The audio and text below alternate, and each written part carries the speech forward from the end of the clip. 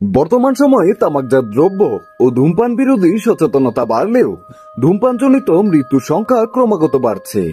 এই পরিস্থিতিতে ধূমপানের রিভার্সন বা ইলেকট্রনিক সিগারেট আরো এক ধরনের বিপদ হিসেবে আবির্ভূত হয়েছে।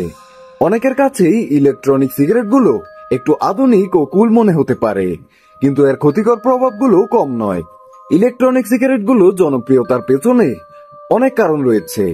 আজকের তরুণ প্রজন্ম নিজেদেরকে সামাজিক মাধ্যমে জনপ্রিয় ইনফ্লুয়েন্সারদের অনুসরণ করতে চায়। এইসব ইনফ্লুয়েন্সাররা এইসব ইলেকট্রনিক সিগারেটগুলোকে আকর্ষণীয়ভাবে উপস্থাপন করে।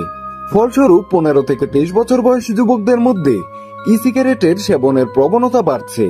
ই সিগারেটের নানা চটকদার ফ্লেভার ও টেস্ট রয়েছে, ফলে বৈচিত্র্যের জন্য নতুন প্রজন্ম এতে আসক্ত হচ্ছে। তাছাড়া সিগারেটের তুলনায় ই সিগারেট কম ক্ষতিকর বলে ধারণা অনেকের। এটা আংশিক সত্য। ই সিগারেটের প্রকৃত ক্ষতির পরিমাণ কম নয়। ই সিগারেটে সরাসরি তামাক না থাকলেও তাতে ব্যবহৃত নিকোটিন উচ্চ রক্তচাপ সহ নানা শারীরিক সমস্যার সৃষ্টি করে। ইলেকট্রনিক সিগারেট ব্যবহারকারীদের হার্টের ঝুঁকিও দ্বিগুণ। এছাড়াও ই সিগারেটে ব্যবহৃত তরলটি বিষাক্ত, যা কম বয়সীদের মধ্যে মারাত্মক স্বাস্থ্য ঝুঁকি তৈরি করে। দীর্ঘকালীন ইলেকট্রনিক সিগারেট ব্যবহারের ফলে ফুসফুস ও হৃদযন্ত্রের জটিল রোগের আশঙ্কা থাকে। সাম্প্রতিক গবেষণায় দেখা গেছে ইলেকট্রনিক সিগারেট ব্যবহারকারীদের মধ্যে হার্ট অ্যাটাক দিন দিন বাড়ছে। বিশেষ করে কম বয়সীদের জন্য এটি অত্যন্ত ঝুঁকিপূর্ণ।